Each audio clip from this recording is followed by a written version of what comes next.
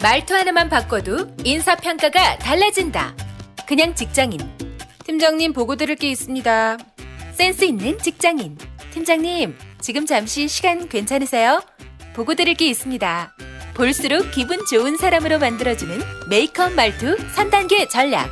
직장인 자기계발서 1위. 모든 관계는 말투에서 시작된다. 위즈덤 하우스 미디어 그룹. 다이어트를 위한 꿀팁! 동결건조 채소와 곡물, 단백질, 그리고 효소와 비타민, 미네랄로 만든 다이어트 전용 그린 스무디로 하루 한두 끼만 바꿔 드세요. 비타샵 그린 스무디 다이어트 1522-6648 1522-6648 혹은 비타샵을 검색해주세요. 엄마! 가글 했는데 입에서 뭐가 나왔어. 그거 올리덴탈 체크 가글이라 그런겨. 지금 쓰고 있는 가글 사용 후 확인해 보셨나요? 무색소, 무알콜, 무계면 활성제의 올리덴탈 체크 가글은 쉽게 나온 입안의 이물질을 눈으로 확인할 수 있습니다. 딴지마켓에서 판매 중입니다. 한글도 남보다 빨리 깨치고 참 똑똑했는데 갈수록 실력이 뒤처지는 것 같아 걱정이에요. 혹시 초등학교 교과서 본 적 있어요? 어려운 어휘가 너무 많아요. 학교에서는 어휘 개념을 하나하나 설명해줄 시간이 정말 부족하잖아요. 그럼 어떡하죠? 내 아이의 어휘만큼은 내가 책임져야죠. 어휘 공부의 정성. 초등어휘 3000, 초등어휘 5000. 검색창에 초등어휘 3000을 쳐보세요.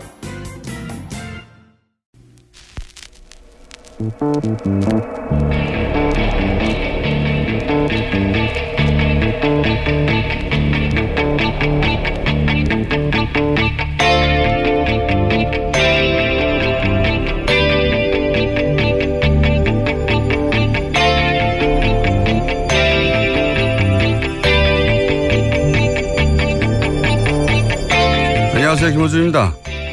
5.18은 북한군이 침투에 저지른 폭동이다. 최근 서울, 대전, 부산역 광장에서 확성기를 통해 흘러나온 내용입니다. 광주 시민들은 북한에 끌려다니는 빨갱이들이고 5.18을 진압한 전두환 전 대통령은 애국자라는 내용을 반복적으로 재생하는 이들은 국혼 운동본부라는 정체불명의 단체입니다.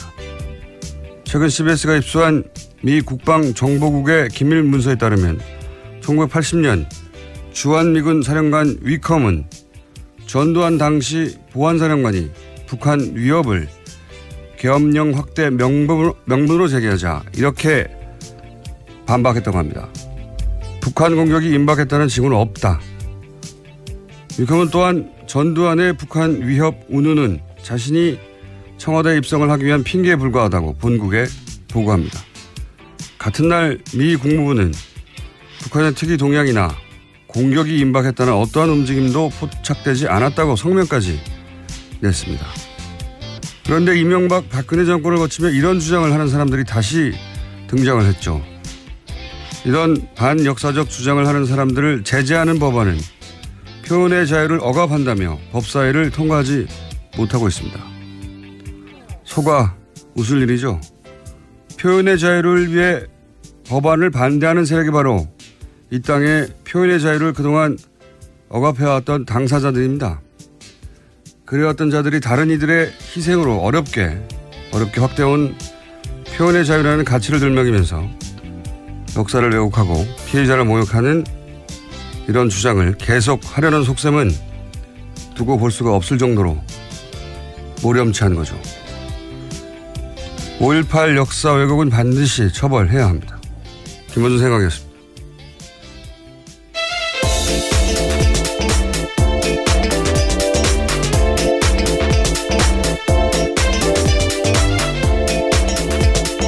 시사인의 김은지입니다.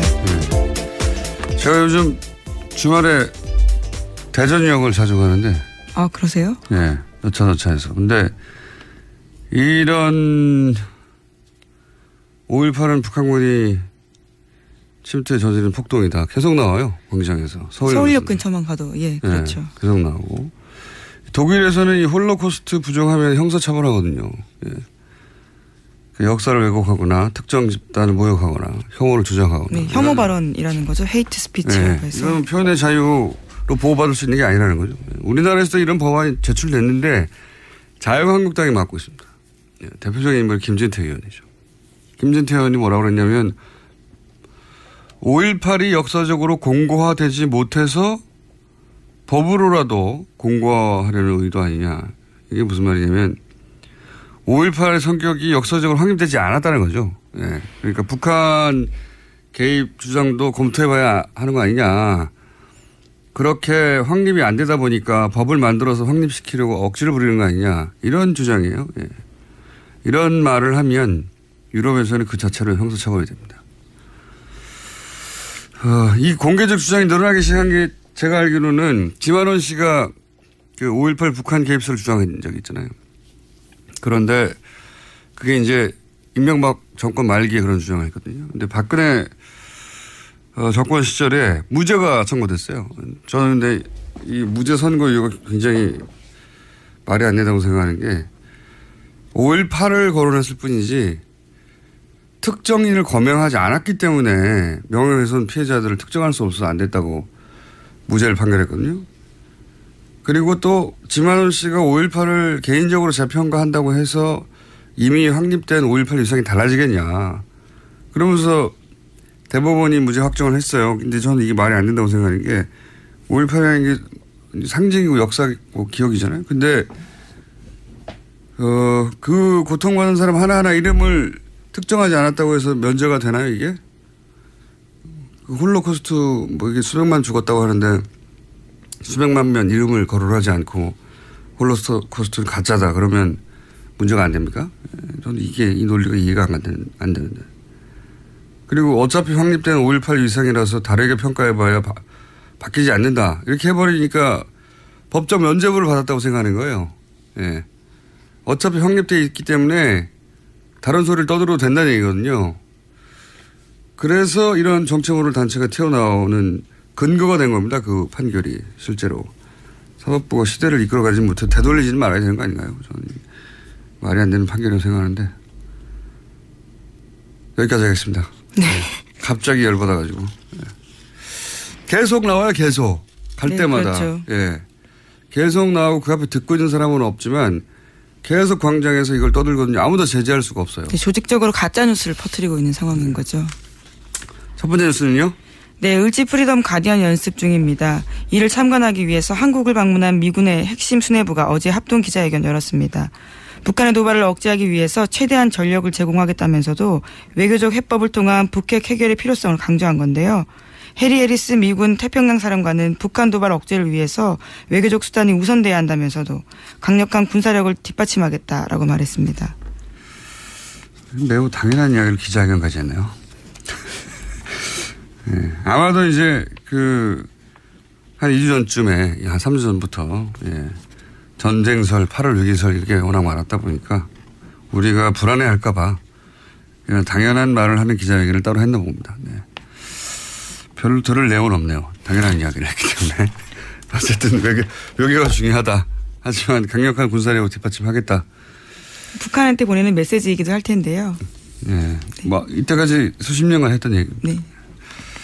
자, 다음 뉴스는요. 네, 검찰이 이명박 정부 시절 국가정보원의 사이버 외곽팀에 대한 본격적인 수사에 착수했습니다. 관련자들을 출국 금지하고 계좌 추적을 병행하는 등 강제 수사에 들어간 건데요. 서울중앙지검은 어제 국정원 수사 의뢰와 관련한 사건을 공공형사수사부에 배당하고 수사 착수했다라고 밝혔습니다.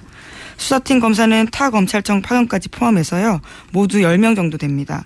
기존의 대형 사건 특별수사팀에 준하는 규모인데 2013년 원세훈 전 국정원장 사건 수사에 참여했던 검사들이 대거 투입됩니다. 이제 30명 물론 출발이긴 한데 여기가 그 위에 이 외곽의 팀장들 위에 누가 있는지 국정원 내부에 누가 어떤 지휘계통으로 이런 명령을 내렸는지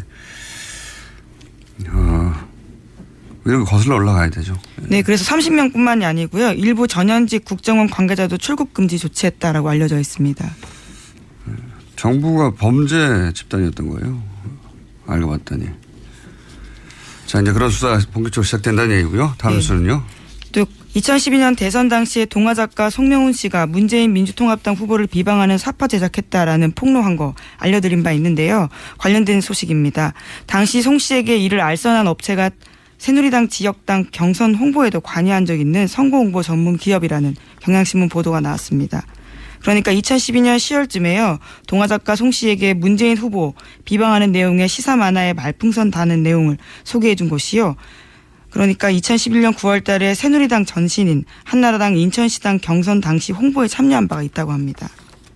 그러니까 이 기사의 핵심은 그러니까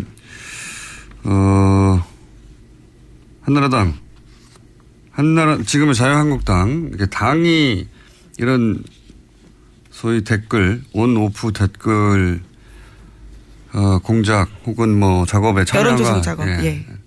참여한 거 아니냐 이런 취지의 기사군요. 당시 인천시당이면 윤상현 의원이 위원장이고. 네, 친박계로 꼽히고 있죠. 대표적으로요. 그렇군요. 이것만 가지고 단정할 수는 없는데 어쨌든 그 고백을 한 송명훈 씨 사례를 가지고 추적해 봤더니 친박계 의원이 위원장으로 있던 지역에서 경선에 참여한 바, 경선 홍보에 참여한 바가 있는 업체라는 겁니다. 그런 단서가 나온 거군요. 알겠습니다. 다음 뉴스는요. 검찰이 국정농단 사건의 재수사에 나섰다라는 KBS 보도가 있습니다. 첫 번째 대상은 관제시 보수단체 등 선별해서 지원한 이른바 화이트리스트 사건이라는 건데요. 검찰은 전 정부의 정무수석실 문건 분석이 끝나는 대로 김기춘 전 실장과 조윤선 전 장관을 소환할 예정이라고 합니다. 그렇군요. 이게 이제 국정농단 특검 때 워낙 이재용 삼성 부회장 건에 집중하느라고 사실은 특검이 중간에 멈췄죠. 멈춰서 특검 연장해야 된다는 거 가지고 굉장히 큰 논란이 됐었는데 결국 연장 못했고, 그런데 그중에서 화이트리스트 부분, 블랙리스트 부분만 수사했지 화이트리스트 부분을 수사를 못했단 말이죠. 그러니까 화이트리스트 부분을 수사를 캐비넷 문건도 추가적으로 나왔으니까 다시 하겠다는 얘기네요. 제대로. 네, 거기에 관련된 내용들이 있는데요. 언론 활용하고 선거 등에 관련한 내용들을 활용하겠다라는 내용이 있기 때문에 추가 증거가 나와서 더욱 수사하는 상황이 된 겁니다.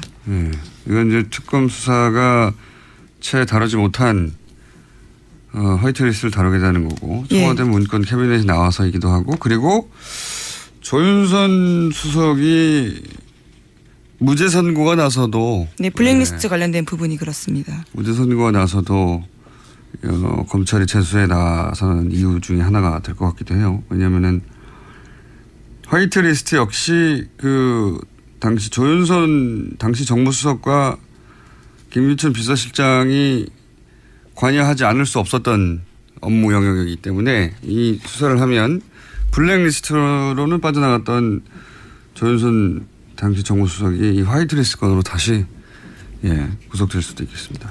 당시 특검 수사도 그런 식으로 진행됐었는데요. 안타깝게 멈췄던 상황이라서 다시 재개한다라는 겁니다. 알겠습니다. 조윤선 전 정무수석이 위기감을 느끼겠네요. 자, 다음 뉴스는요. 네, 이재용 삼성전자 부회장의 선거 공판이 이틀 앞으로 다가왔습니다. 어제는 방청권 추첨이 있었는데요. 자리가 총 30개였습니다. 일반인들한테 공개하는 거였는데 그래서 추첨으로 뽑았습니다. 경쟁률이 15대 1에 가까웠다라고 하는데요. 박근혜 전 대통령 첫 재판 당시 경쟁률에 비하면 2배입니다. 자리가 30개짜리 왜 방을 했을까요? 전체는 더 큰 데인데요. 일반인들한테 공개하는 것이 30석이라고 합니다. 일반인한테 추첨을 통해서 주는 자리가 30개밖에 안 된다. 네, 전체는 150석인데 거기에는 관계자들이 또 들어가 있고 기자들이 들어가 있기 때문에요. 일반인석이 줄어들게 된 겁니다. 150석이 제일 큰 데죠. 네, 대법정입니다. 저도 거기서 재판을 받았는데. 추억이 떠오르시는. 생중계는 한다고 합니까? 네, 그 여부가 아직 결정이 안 돼서 관심을 모으고 있는데요. 대법원 규칙이 바뀌었기 때문에 충분히 생중계가 가능한 상황인데 아직까지 재판부가 결정하지 않고 있습니다. 생중계를 만약 안 한다면 이건 이제 피고를 찍는 게 아니라 선고하는 재판부를 찍는다는 거잖아요. 그러니까 재판부가 어떤 결정을 내릴지 역사적 재판이니까 실시간으로 국민들이 알 수 있게 하겠다는 취지인데, 그런데 그 피의자가 나오는 것도 아닌데 생중계 안 하면 이건 뭐 이유는 삼성이라서 안 하는 것밖에 더 있나요? 예. 대통령 탄핵 장면도 생중계를 했는데 그냥 사기업에 생중계 안 한다면 저는 삼성이니까 안 하는 거라고 봅니다. 네, 뭐 아직 결정이 되진 않았는데요. 안 한다면. 예, 곧 될 거, 결정이 곧 날 것으로 보입니다. 이게 이제 사기업 단독의 재판이 아니라, 다 관련이 있는 거잖아요. 결국 대통령이 탄핵되는 사건에 골자가 되는 게, 이재용 삼성 부회장이 연루된 뇌물수수와 관련된 굉장히 중요한 사안인데, 이 결심 공판을 얼마나 궁금해 하겠습니까, 사람들이. 네, 선고가 이제 있으니까요. 자, 다음 뉴스는요. 아직도 근데 결정이 안 됐다고 합니다, 성중에는. 다음 뉴스는요. 네, 정부가 그동안 6개를 대상으로 한 정부의 살충제 검사에서 피프로닐, 그러니까 이번에 문제가 되고 있는 성분이 누락됐다라는 한국일보 보도가 있습니다. 김영건 더불어민주당 의원실이 확보한 문건에 따른 내용인데요. 지난 5년 동안 닭고기 살충제 성분 검사 실적에 보면요. 피프로닐 성분을 검사하지 않았다라고 합니다. 5년간. 네. 그렇죠. 2013년부터 2017년 2분기까지라고 합니다. 그동안 쌓여있던 게 이제 막 터지는 거죠. 예. 그래서 아마 새로운 식약처장은 그게 억울한 면이 있나 보긴 한데요. 그래서 그 식약처장이 스스로 억울해하면서 이 보이는 태도 때문에 그것 때문에 또 말이 많죠. 그건 그거고 식약처장으로서의 태도는 또 별개의 문제죠. 네, 어제 국회 출석해서 그 부분이 문제가 됐었는데요. 이낙연 국무총리가 17일에 국정현안 점검조정회의에서 자신을 질책한 것을 두고 총리가 짜증냈다라고 이야기해서요. 여야 의원들의 질타를 받았습니다. 질타받을 만합니다. 예. 질책과 짜증은 다른 것인데 짜증이라고 받아들인 거죠. 본인이 억울한 건 억울한 거고 공적 지위에서의 태도는 별개의 문제죠. 그건 별개의 문제인데 자유한국당이 이 사안을 가지고 계속 공격하는 것은 그래서 좀 웃깁니다. 예. 자기들이 집권하고 있을 때 한 번도 검사를 안 했다는 거 아닙니까? 예. 그게 한 번에 터지고 있는 중입니다. 이 기회에 전 어디 얘기했듯이 윤리적 소비 굉장히 생소한 많이는 들어봤는데 실제로 우리 피부에 와닿지는 않아요. 잘. 물론 그걸 실천하시는 분들도 있죠. 네, 그렇죠. 저 조만간 윤리적 소비라는 게 뭔지 그게 우리 일상에서 좀 귀찮잖아요. 그런 게. 고기 소비를 조금 줄이시는 것도 일종의. 그게 진짜 어려웠어요. 윤리적으로 생산되고 도축된 고기만을 찾아다니는 것으로 그러면 입장을 정하든가 해야 되는데 알아보겠습니다. 한번 저희가 그게 뭔지. 예. 이게 사실은 그런 근본적인 그 육류 소비에 대한 혹은 뭐 대량 생산 대량 소비에 대한 입장을 바꾸지 않으면 이게 전 세계적인 현상이에요. 사실 살충제 그렇죠. 일종의 역습이죠. 예, 살충제 달걀이 우리에만 있는 게 아니라 이게 이제 단가를 떨어뜨리려고 보다 보니까 한 군데 모아놓고 키울 수밖에 없잖아요. 한 군데 모아놓고 키우니까 닭이 한 마리라도 뭐 잘못되면 모든 닭이 다 전염되니까 이런 식의 양분을 계속 친단 말이죠. 예. 그래서 뭐 유럽도 마찬가지고 전 세계에서 이런 일이 유사하게 벌어지고 있습니다. 예. 그래서 그러면 근본적으로 이게 정부를 믿으면 해결되는 일이냐, 정부가 잘하면 없어질 일이냐, 그거 아닌 것 같거든요. 하여 뭐 어떻게 해야 되는지 한번 생각해 보기로 하겠습니다. 조만간 시간을 마련해서. 자, 제목 정도 하나 더 할 수 있을 것 같습니다. 네, 한명숙 국무총리가요 오늘 새벽 석방됐습니다. 만기 출소한 겁니다. 아, 이분도 하실 말이 참 많으실 겁니다. 이 한명숙 전 총리 만기 출소 70대 중반이에요. 나이도. 만기 출소 한 사안에 대해서는 저희가 양 박사라고 있습니다. 양 박사. 예. 저희가 잠시 후에 양지열 변호사 모시고 다뤄보기로 하겠습니다. 여기까지 하겠습니다. 시사인의 김은지였습니다. 감사합니다. 골반 잡자 바로 잡자 바디로직 허리 통증 바로 잡자 바디로직 2017년 쿨 썸머 바디로직 라이트 출시. 통기성이 좋아 땀 걱정 없이 한여름에도 쾌적하게 입은 듯 안 입은 듯 가벼움의 신축성은 그대로. 자세가 좋아지는 골반 교정 타이즈 바디로직. 검색창에 골반 교정 바디로직 라이트. 아무도 묻지도 따지지도 않고 가입하셨다고요? 보험은 너무 어려워요. 걱정 마십시오. 마이보험 체크가 도와드립니다. 1800-7917 마이보험 체크로 지금 전화주세요. 1800-7917. 이미 가입한 보험이나 신규 보험도 가장 좋은 조건을 체크해서 찾아드립니다. 인터넷 한글 주소 마이보험.com 또는 카카오톡에서 아이디 검색 마이보험을 친구 추가하여 상담하실 수 있습니다. 모닝똥? 제겐 사치였죠. 내가 토끼인지 토끼똥이 나인지, 내가 변을 본 것인지 변을 당한 것인지, 나는 바나나이고 싶다. 간혹 구렁이이고도 싶다. 미궁 대장사랑! 빅똥의 추억 미궁 대장사랑이 찾아드립니다. 혈중 콜레스테롤 개선과 배변 활동에 도움을 주는 건강기능식품입니다. 검색창에 미궁 대장사랑. 미궁 장사랑 이름 바꿨어요. 프로바이오틱스 12종 추가. 미궁 대장사랑.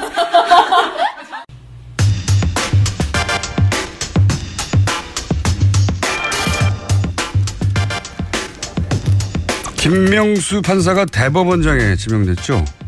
네, 대법원장 지명 이정일 판사 좀 짚어보겠습니다. 안녕하세요. 안녕하세요. 갑자기 확 들어오셔가지고. 네. 네, 한두 번 들어간 사이도 아닌데 뭐.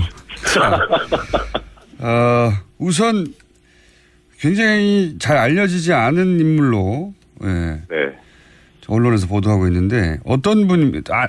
아시죠? 판사 하실 시절에. 잘 알죠. 예. 헌법연구회 활동도 같이 했었고요. 그렇군요. 그런데 보도에서도 계속 나오지만은 크게 알려진 판결을 하셨던 분은 아니에요. 그리고 공장장께서도 말씀하셨지만 의외다 반응이 지로 그랬었잖아요. 그래서 외형상 봐서 이렇게 화려해 보이고 유명하고 이런 분은 아니에요. 네. 이제 제가 같이 이제 지내보면서 느꼈던 바는 예를 들어서 우리 법연구회 세미나 할 때 한 달에 한 번씩 하는데 거의 빠지신 적이 없었어요. 세미나에 빠진 적이 없다. 그러면 출석을 잘한다는 얘기지 않습니까? 그렇죠. 예. 나와서 이제 연구도 활발하게 하시고, 좋은 말씀도 많이 하시고, 되게 성실하신 분이고, 그리고 이제 대체적으로 언론 보도에서도 나오지만은 주위의 신망이 참 두터워요. 그러니까 제 입장에서 보면은 믿고 의지할 만한. 그러니까 이제 대비되는 분이 박시환 전 대법관님인데 그분은 이제 좀 알려진 판결들을 많이 하셨죠. 그래서 이제 외견상으로 좀 화려해 보이고 그러는데 사실 그런 분은 저희 입장에서는 물론 존경하고 믿고 따르지만은 의지하고 기댈 만한 분이 아니라 오히려 더 좀 우러러보는 이런 감이었거든요. 근데 김명수 후보자 같은 경우에는 언제든지 이제 어려움이나 고충을 얘기하면 잘 듣고 이제 또 나름대로 해결책을 많이 제시를 해주시고 해서 언제든지 기댈 수 있는 그런 분이었죠. 그래서 상당히 신망이 두텁다는 게 틀린 말은 아닙니다. 그런데 이게 원만한 분이긴 한데 그렇다 그래서 그냥 원만하면 안 되는 직 아닙니까 거기가? 그렇죠. 지금 시점에서는 좀 단호하고 그러셔야 되는데. 그렇죠. 그런데 이제 또 그럴 때는 상당히 정말 공동장님 말씀하신 대로 단호하신 분이에요. 얼마 전에 보도도 나왔습니다만은 전국 법원장 회의 때 바로 그냥 이제 참석하셔가지고 춘천지방법원장이시니까 그래서 대법원의 행태에 대해서 바로 그냥 현장에서 이제 직설을 하신 또 그래서 이게 분위기 자체가 지금 법원 수뇌부도 그렇고 법원 전체도 그렇고 되게 권력지향적이고 좀 정권 친화적이고 그렇거든요. 지금 정권은 아니고 그래서 하여튼 성실하고 원만한 분이긴 한데 또 한편으로는 인식 자체가 이게 사법부가 왜 존재해야 되느냐. 결국 국민의 기본권과 인권 보장을 해야 되는 조직 아니냐. 그래서 제대로 인식하고 계시는 분이라서 국민을 위한 사법이다. 이런 목표를 제대로 실현할 수 있는 분이다. 저는 그렇게 생각하고 있습니다. 알겠습니다. 가까이 지냈던 분으로서의 평가는 잘 알겠는데 그럼 문재인 전 대통령이 지금 김명수 대법원장 후보를 지명한 이유는 뭐라고 보십니까? 이게 한간에는 이제 파격이다, 서열 파괴, 기수 파괴 이렇게 나오는데 그게 겉모습으로 봐서는 틀린 얘기는 아니에요. 양승태 대법원장이 사법연수원 2기인데 예. 이제 김명수 후보자는 15기거든요. 13년 후배니까. 13년을 건너뛴 겁니까 한 번에? 그렇죠. 예. 그래서 보면은 대법원장 임기가 6년이거든요. 예. 그러면은 대충 그냥 계산해 보면 지금 8기 정도 되면 되죠.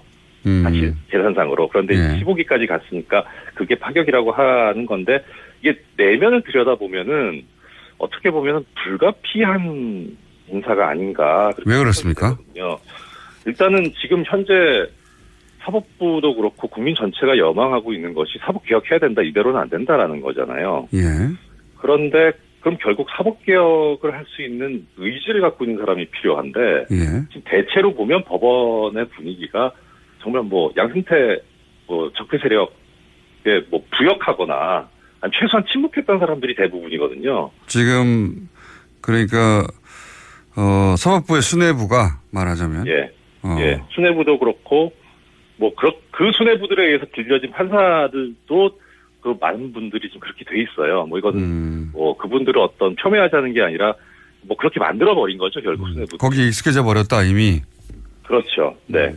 그래서 일단 이제 풀이 척수해져 버린 거예요. 그 뭐 최소한 침묵한 사람들 중에서 사법개혁 의지가 없는 사람이 없지는 않겠지만 그래도 그동안에 목소리를 내온 것도 아니고 뭐 어떤 행동을 해온 게 아니기 때문에 그냥 믿고 맡길 수 있겠냐 하는 그런 측면에서 보면은 인재풀이 상당히 줄어든 데다가 그다음에 이제 뭐 지방법원 부장판사 이하급에서 또 그런 사람들이 꽤 있는데 이거는 이게 대법원장이 법적 요건으로는 대법원장 자격 요건이 법원조직법에 20년 이상 이 법률 관련 업무 종사하고 45세 이상인 사람 이렇게 돼 있거든요. 그러니까 뭐 이거 좀 낯간지러운 얘기지만 예를 쉽게 들기 위해서 저도 대상이 돼요. 자격은 돼요.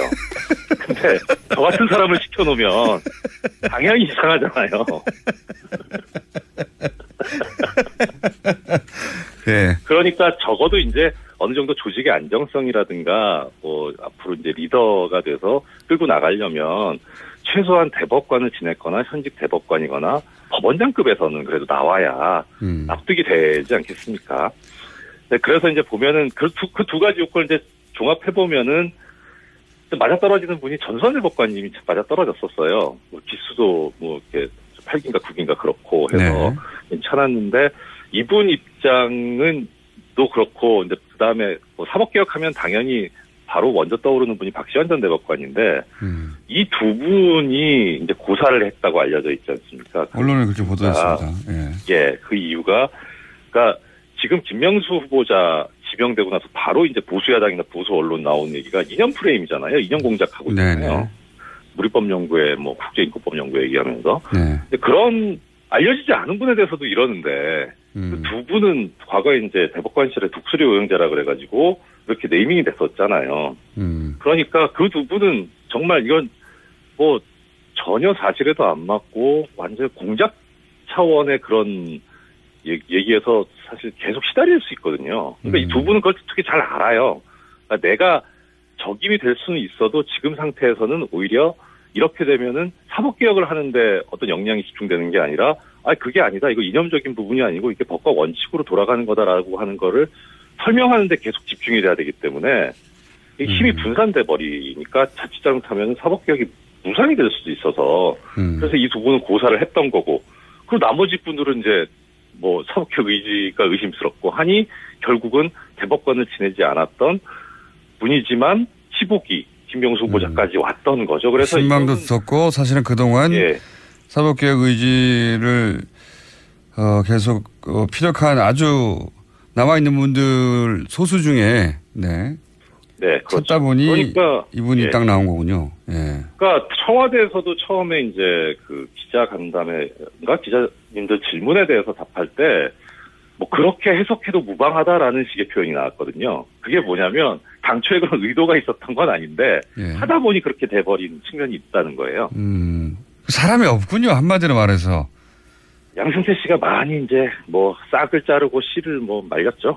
그러면 없죠? 지난 6년 동안 양승태 그 대법원장이 자신에게 비판하거나 사법 비판하는 사람들은 어떻게 했습니까?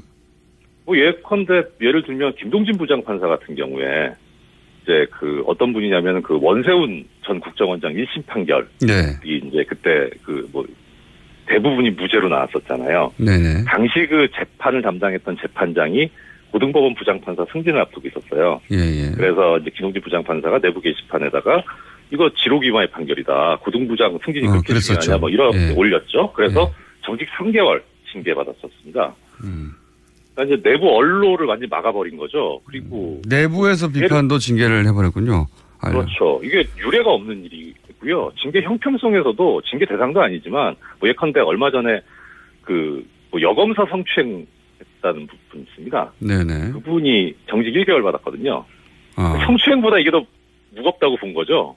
그러니까 이런 식으로 이제 징계권 남용하고 뭐 또 뭐 비근한 예를 들어 서기호 판사 전 판사 같은 네네.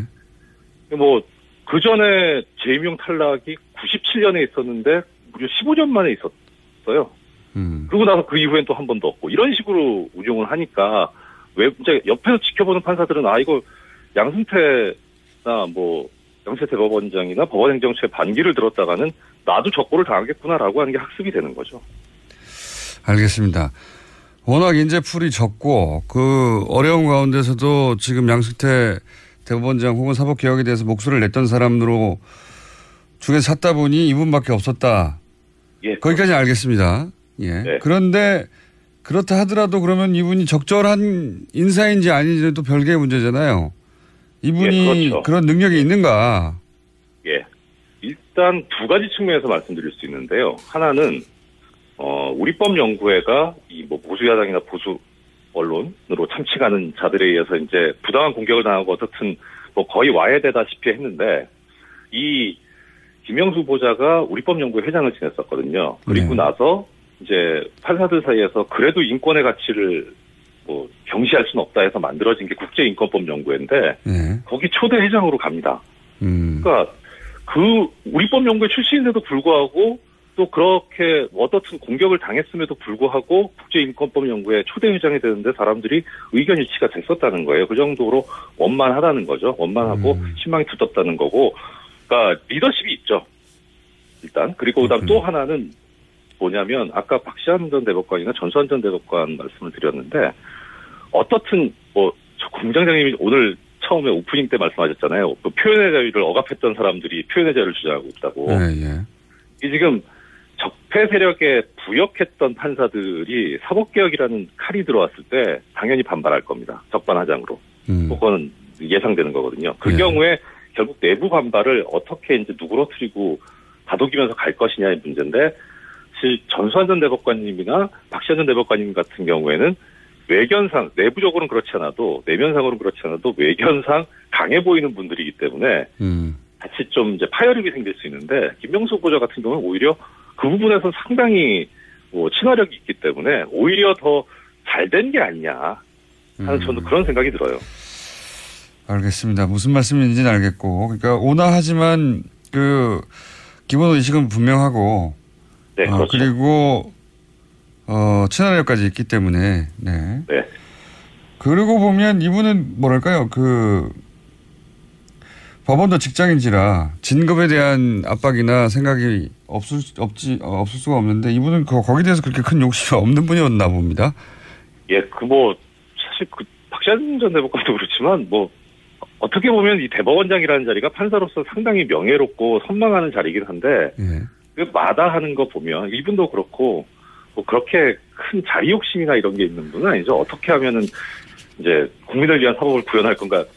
세미나 때 항상 그 얘기거든요. 저 이제 끝나고 뒤풀이하면 대법관 되셔야죠, 대법원장 되셔야죠, 농담으로 이제 술자리에서 얘기해도, 그런 얘기 하지 말라고. 그래서 항상 우리가 고민해야 되는 건 그런 거다, 이런 얘기를 많이 하셨었어요. 알겠습니다. 제가, 이거 시간이 벌써 다 됐네. 네, 제 말이 많아서 죄송합니다. 오늘은 그러면 여기까지 하고요. 제가 이제 추가로 여쭤보려고 했던 사안은 뭐였냐면, 최근에 사법개혁 관련해가지고, 영장 전담 판사가 거쳐가는 엘리트 코스, 이것만 엘리트 코스의 전부는 아니겠지만, 최근에 영장 판사들이 내린 기각 결정이 이해가 안 간다는 사람들이 많아서, 이 엘리트 코스를 없앤다는 얘기도 있고, 또 최근에 영장, 기각 사례들 중에 이상하다는 사안들이 좀 있어서 제가 그걸 여쭤보려고 했는데 요거는 저희가 이번 주 내로 짧게 시간 한 번 더 마련하겠습니다. 미니로 아침에. 길게 마련해 주세요. 자, 제가 아까 원고 넘겼는데 너무 길잖아요. 네, 원고를 저희 작가한테 넘기셨더라고요. 네, 자, 대법원장의 요건을 만족시키는 이정열 전 부장판사였습니다. 감사합니다. 네, 고맙습니다. 네.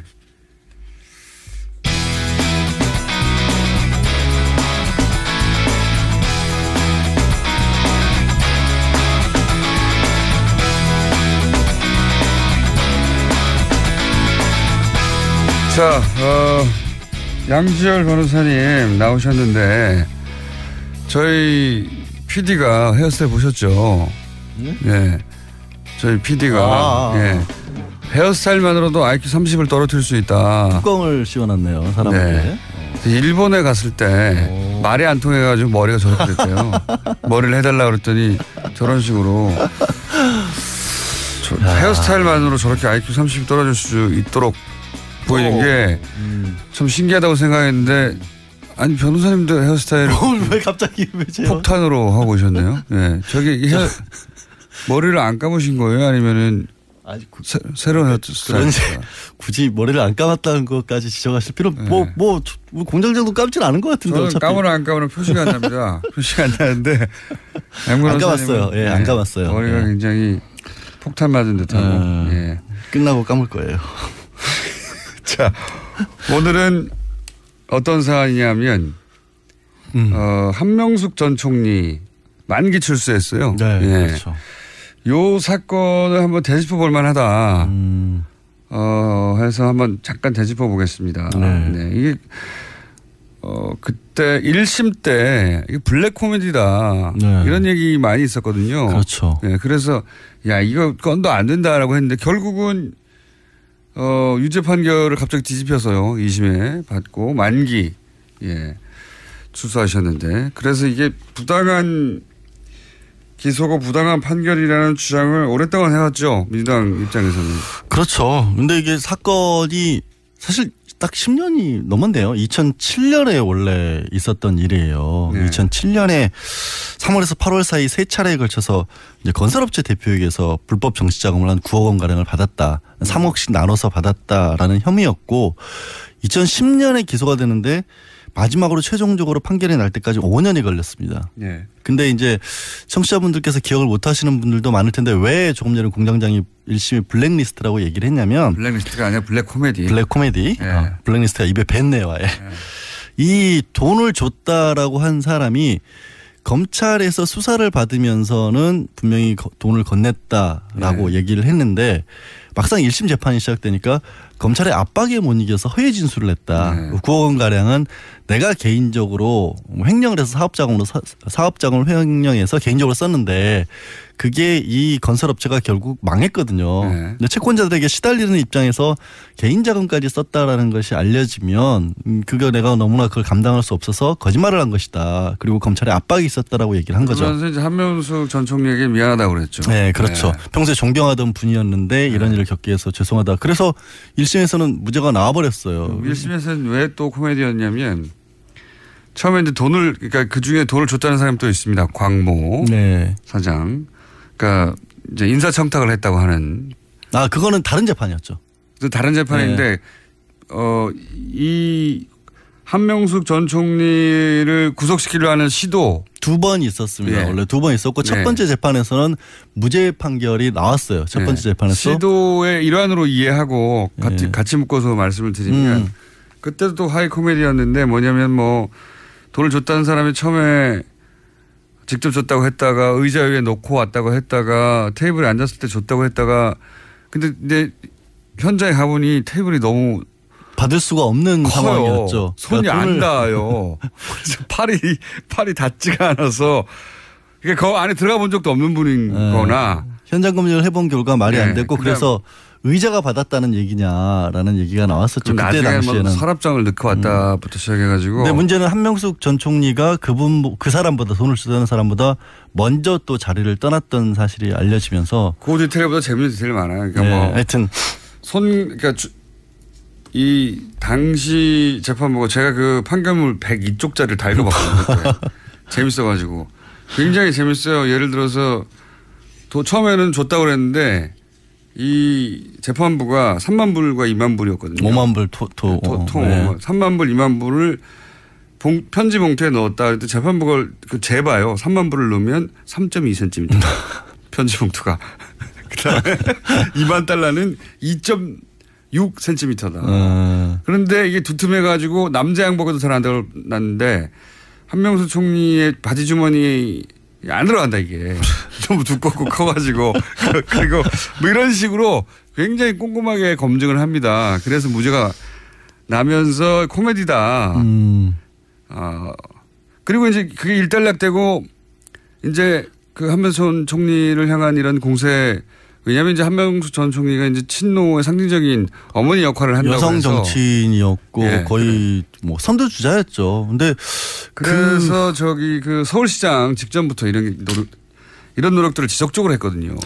근데 지금 이제 그 조금 전에 얘기한 첫 번째 사건에서 그렇게 꼼꼼하게 봤다라고 했는데 지금 얘기하고자 하는 이제 유죄가 확정된 두 번째 사건에서는 어떤 증거들이 나오냐면 세 차례를 나눠서 줬다고 했는데 첫 번째에게서는 이런 것들이 나오죠. 격리부장이 등장을 해요. 그러니까 돈을 어떠한 방법으로 마련을 했다. 라는 게 있고. 1차 제가 이걸 말씀드린 이유는 뭐냐면 1차 시도가 실패하고 이것은 2차 시도에 가까운 겁니다. 그렇죠. 2차 그러니까 2차 시도 2차 시도에 가까운 거다. 예, 하여튼 근데 그때 이제 돈을 줬는데 어느 누구에게 줬는지는 장부에 적혀 있지를 않아요. 근데 의원에게 주기 위해서 돈을 마련한다는 식의 장부는 나왔고 그때 당시 자금을 조성을 한 흔적도 나왔고요. 그다음에 세 차례로 나눠서 돈을 전달을 했는데 이게 왜 세 차례를 강조를 드리냐면 첫 번째 3억 원의 경우에는 그중에 하나가 1억 원짜리 수표가 들어있습니다. 근데 그 수표가 결국에는 나중에 한명숙 전 총리의 동생이 전세자금으로 이 수표를 쓴 것까지가 나와요. 그래서 그냥 어떤 정황적인 어떤 걸로 보려면 한 전 총리가 받았을 수도 있겠다라는 상황까지는 되는 거죠. 근데 뭐 이쪽에 해명도 있긴 합니다만. 해명도 있긴 합니다만 어쨌든 검찰이 내세운 건 그거예요. 거기에 그거를 뒷받침해줬던 게 가장 강력한 게 이제 조금 전에 얘기했던 것처럼 돈을 줬다는 한만호 대표가 내가 줬다라고 얘기를 한 거죠. 거기서 시작됐죠. 줬다 해서. 거기서 시작된 거죠. 그거를 듣고 그 얘기를 아마 이 한만호 대표가 본인의 사건과 관련해서 기소가 됐었을 때 그런 얘기를 한 걸 듣고 검찰이 부랴부랴 이제 그 사람의 신병을 확보해서 수사를 들어가는데 무려 한 70여 차례까지 이 사람을 불러서 신문을 합니다. 그리고 나서 진술조서는 한 3개인가 밖에 안 써요. 근데 그 진술조서에 검찰 진술조서에 한 전 총리에게 돈을 줬다라고 썼고 그다음에 법정에 나와서는 아까 말씀드린 것처럼 안 줬다라고 진술을 번복을 한 거죠. 그러니까 그리고 또 이상했던 점은 뭐냐면 이 판결이 보통 법정 진술을 더 우선시하잖아요. 당연히. 제가 그 얘기 하려고 그랬어요. 법조인으로서. 법조인으로서가 아니라 당연히 공판 중심주의라는 얘기를 하고 있어요. 그래서 지금 이제 박 전 대통령 재판이라든가 이재용 삼성 부회장에 대한 재판에서는 검찰에서 수사를 받았을 때 나왔던 진술조서만으로 우리는 재판을 받을 수가 없다 그래서 그 많은 검찰의 수사를 받았던 증인, 참고인 이런 사람들을 다 불러서 법정에서 직접 얘기를 듣고 있기 때문에 재판이 이렇게 길어지고 있는 거거든요. 그리고 두 번째 왜 제가 조금 전에 70번이나 불렀는데 진술조서는 3-4개밖에 안 남았다는. 70개가 있어야 되죠. 그렇죠. 원래는 형사소송법상 분명히 진술을 받으려면 언제 어느 때 어디서 뭐 시간 장소 다 알려주고 당신은 진술을 거부할 수 있다는 얘기까지 알려주고 이런 얘기를 물어봤고 이렇게 답변을 하는 게 다 있어야 되는데 없어요 그게. 그러니까요. 그러니까 67개의 진술조서가 없는 거예요. 빠진 거죠. 그렇게 보면 이 문건을 믿어야 될 것이냐 아니면 법정에 나와서 판사 앞에서 위증을 각오하고 위증죄로 처벌받을 걸 각오하고 한 얘기를 믿어야 될 것이냐의 판단에 있어서 1심은 내가 판사들이 눈앞에서 물어봤는데 저 사람이 아니라고 하니까 뭐 정황적으로 봤었을 때 여러 가지가 얘기가 있을 수가 있지만 줬다는 사람이 안 줬다고 하는데 증거가 딱히 없지 않느냐라고 해서 무죄를 내렸던 건데 항소심에서 그게 바뀌었고 대법원에서도 항소심에서는 갑자기 검찰에서 말한 게 맞다고 판결을 해버렸죠. 그렇죠. 왜 그렇게 맞다고 판결했는지 근거가 없어요. 그건 있죠. 평소에 이 사람이 대법원 판결입니다. 대법원 판결에서는 이 한만호 대표라는 사람이 평소에 한명숙 전 총리를 굉장히 존경해왔던 사람이기 때문에 이 한 전 총리를 모함하기 위해서 거짓말을 지어냈을 가능성이 없다. 그러니까 대법원 다수 의견입니다. 이게 거의 일관된 논리예요. 그러니까 근데 생각해 보면 진술을 번복했잖아요. 진술을 번복했는데 번복하기 전에 만들어진 검찰의 조서와 법정에서 한 얘기와 어느 쪽이 더 신빙성이 있었을까 따져보면 재판관들은 보통 판사들은 법정의 진술을 우선하는데 그리고 검찰 진술 조서가 아무래도 작성 과정 자체가 문제가 있다. 이거는 제 얘기가 아니라 이제 대법원에서의 소수 의견 얘기입니다. 5분이 반대죠. 네.